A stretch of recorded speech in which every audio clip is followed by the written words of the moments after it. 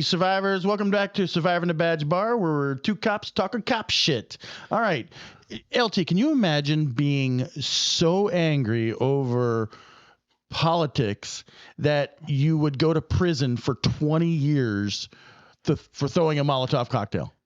No. No. So we're going to talk about, obviously, it's hot in the news, all of the violence, the damage and destruction on Tesla vehicles over politics.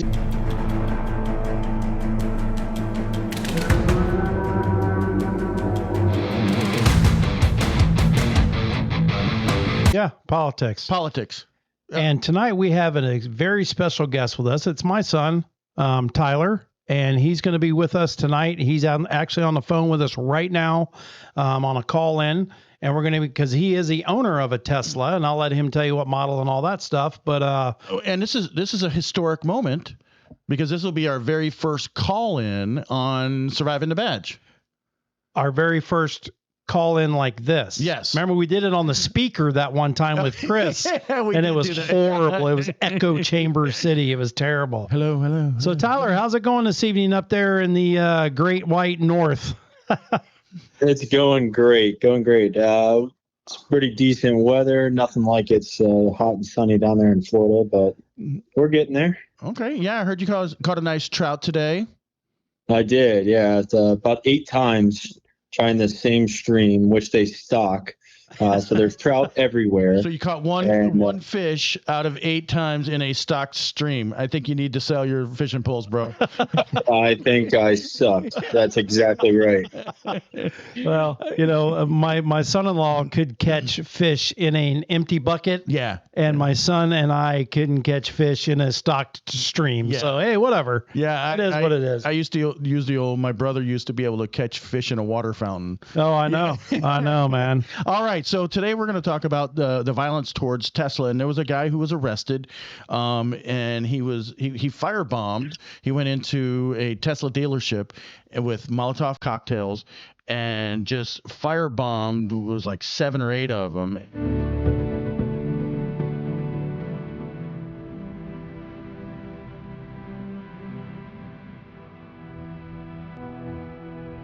And I don't get the mindset. So this Elon Musk trying to help the country out, the amount of absolute waste, fraud, and abuse that this country has been going through, and this guy with all the Doge people trying to do a good thing. Yeah. By saving money, and people are pissed at this. I don't get the mindset. And he saved our astronauts who'd been up there for 9 freaking months. Yeah. And I think a lot of these people are paid or whatever, but they're just whack jobs. And there's videos all over about people walking up and smashing into them. You just see the one with the ATV, smashed in, people walking up and keying swastikas on the side. Yeah.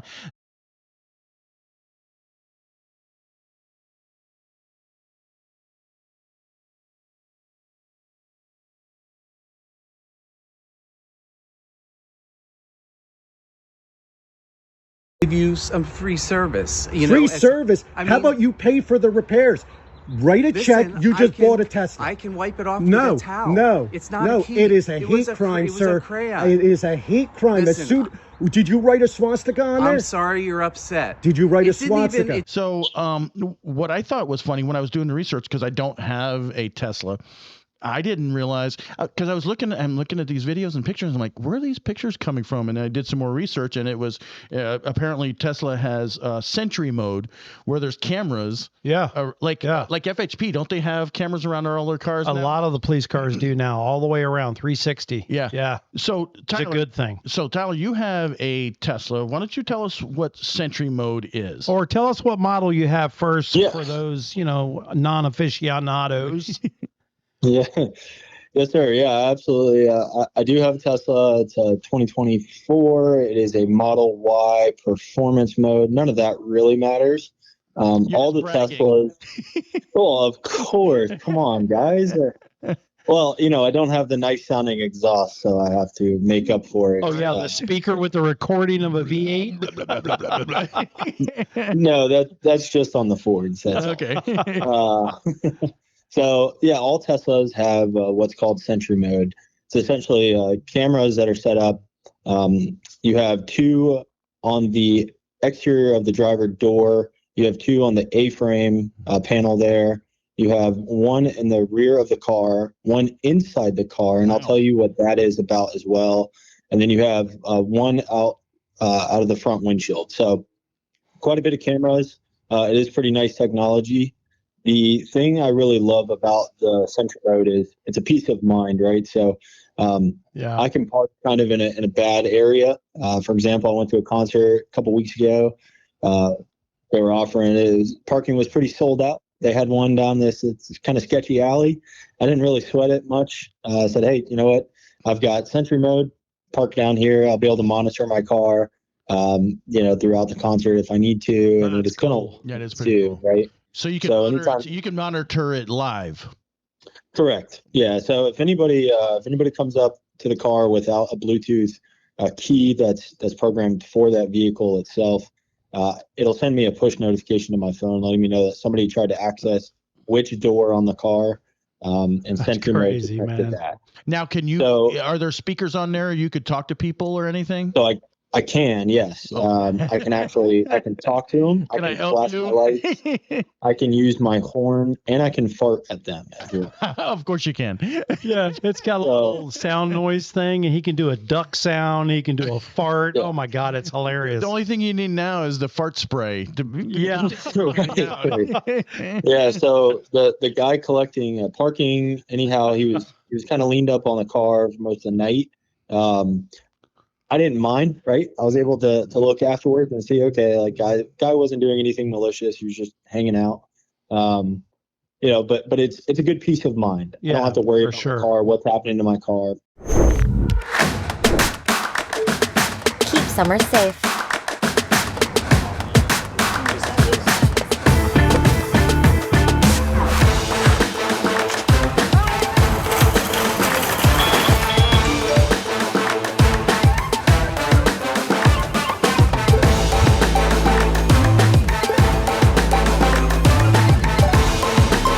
Now, I will say I don't keep anything of value in my car, and I don't think anybody should, right?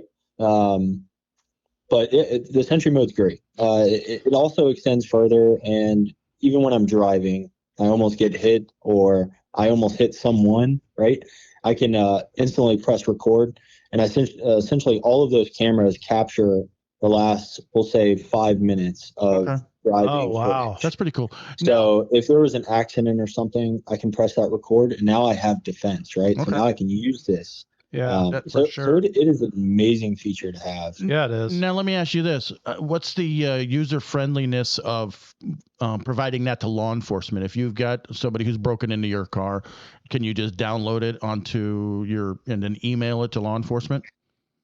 Yeah, so there's essentially a USB port with a little USB flash drive in the glove box, which I'm able to set a passcode to on my thing. So unless you know my PIN, there is no handles to the glove box in the Teslas. Okay. So you can either have it to where it's unlocked, or I keep a PIN on mine, so you'd have to have the PIN to open it and retrieve the flash drive. But if you don't have the flash drive, yes, you can retrieve video through the app.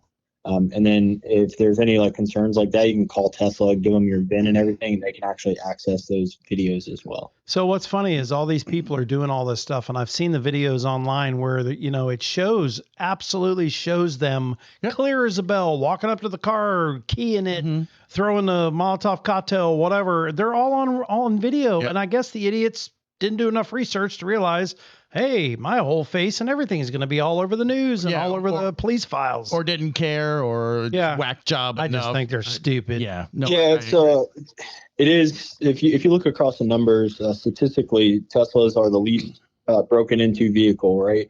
And it's that common knowledge that, hey, they do have cameras. They've got this Sentry mode. The screen lights up, bright as day inside the car with Sentry mode.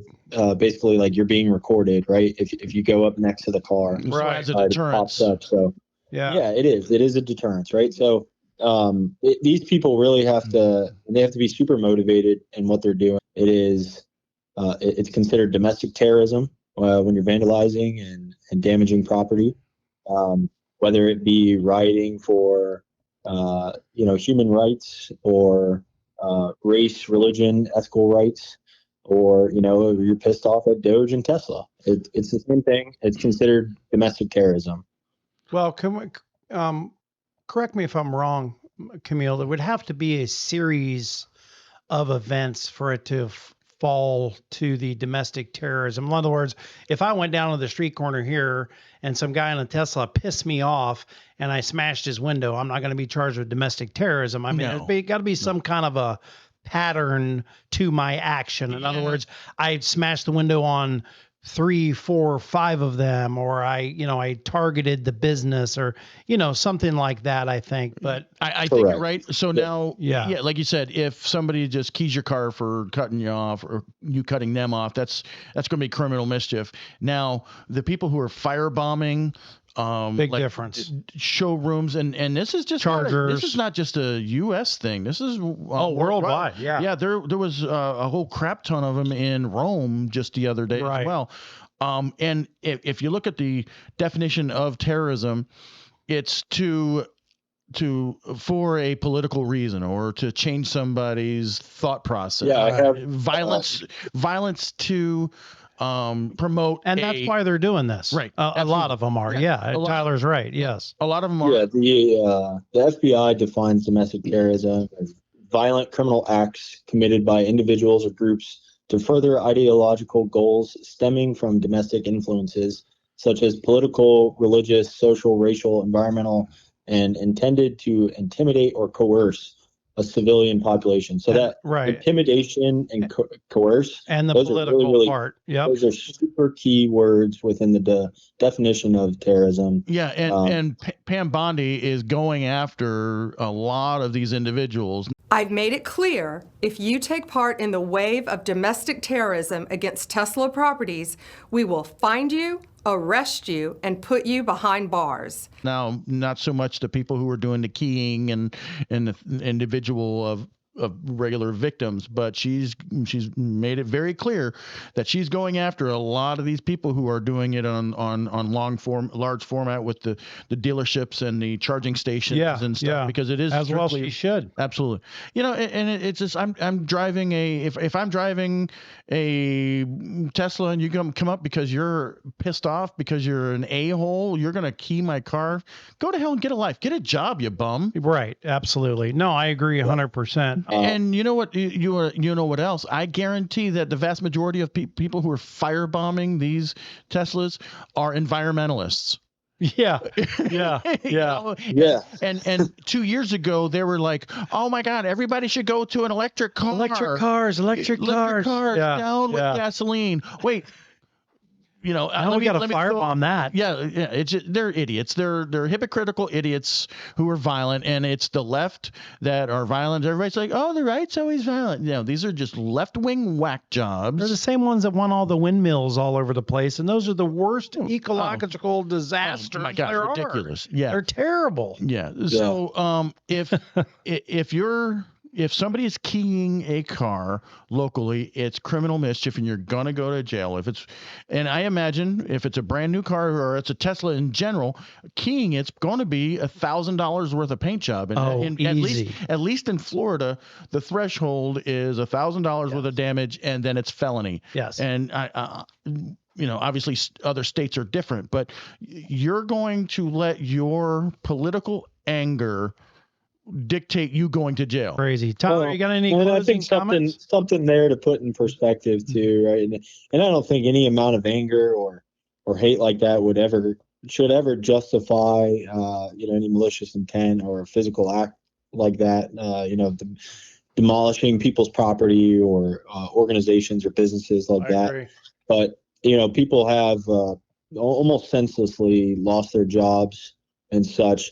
Now, that's where I'm saying I'm surprised I've not seen any of this here, because that's where the government cuts have really made a massive impact here in Washington, D.C. But there's people losing kind of their way of life. They're essentially going from having stuff to having nothing.